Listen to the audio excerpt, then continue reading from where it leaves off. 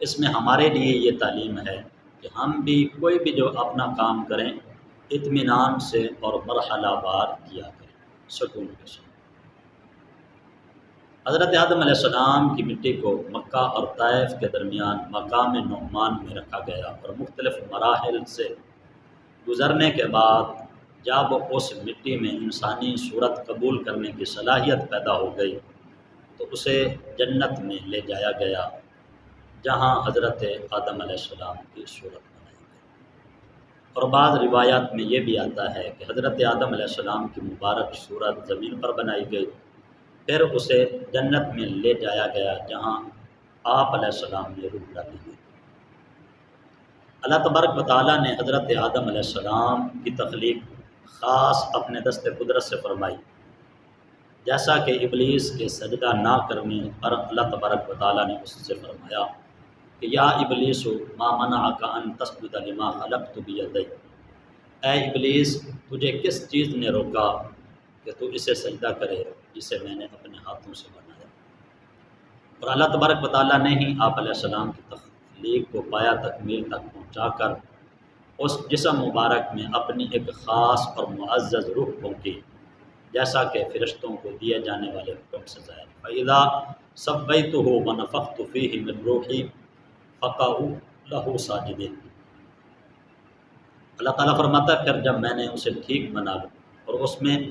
اپنی خاص روح پھونکوں تو تم اس کے لیے سجدے میں پڑ جانا۔ آپ علیہ السلام کی صورت اور قد مبارک کے بارے میں حضرت ابو ہریرہ رضی اللہ تعالیٰ عنہ سے روایت ہے کہ رسول پاک صلی اللہ علیہ وآلہ وسلم نے ارشاد فرمایا، اللہ تبارک و تعالیٰ نے حضرت آدم علیہ السلام کو اپنی صورت پر پیدا فرمایا اور ان کے قد کی لمبائی 60 گز تھی۔ اپنی صورت پر پیدا فرمانے سے کیا مراد ہے؟ تو علماء نے فرمایا ہے کہ اپنی صورت کے لفظ میں اگرچہ ضمیر کا مرجع اللہ تعالیٰ ہے تو اس کا معنی ہے کہ اللہ تعالیٰ نے حضرت آدم علیہ السلام کو اپنی پسندیدہ صورت پر پیدا فرمایا، یا یہ معنی ہے کہ اللہ تعالیٰ نے حضرت آدم علیہ السلام کو اپنی صفات پر پیدا فرمایا کہ انہیں علم، تصرف، سمع، بصر، قدرت وغیرہ سے سرفراز فرمایا۔ اور اگر اپنی صورت کے الفاظ میں ضمیر کا مرجع آدم علیہ السلام ہے تو معنی یہ ہوگا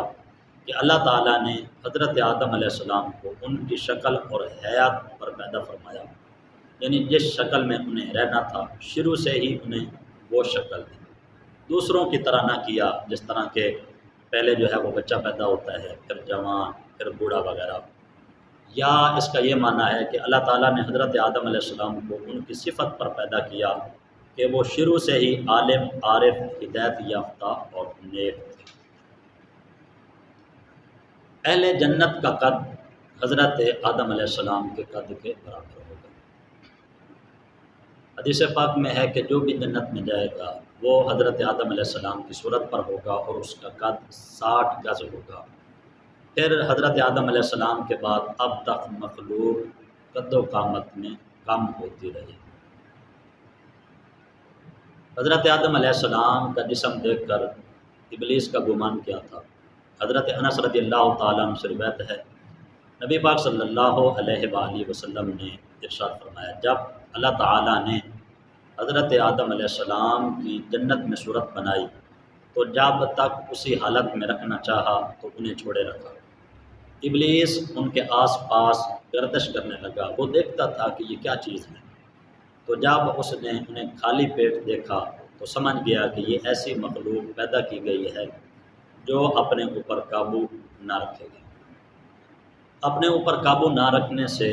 ابلیس کی مراد یہ تھی کہ یہ مخلوق شہوت اور غصے کے وقت اپنے نفس پر قابو نہ رکھے اور شیطانی وسوسے آسانی سے دور نہ کر سکے۔ اب سوال یہ ہے کہ ابلیس کو یہ کیسے پتہ لگا، اس نے کیسے اندازہ لگایا؟ تو اس کا جواب یہ ہے کہ ابلیس چونکہ بہت بڑا عالم تھا اس لیے وہ تخلیق کی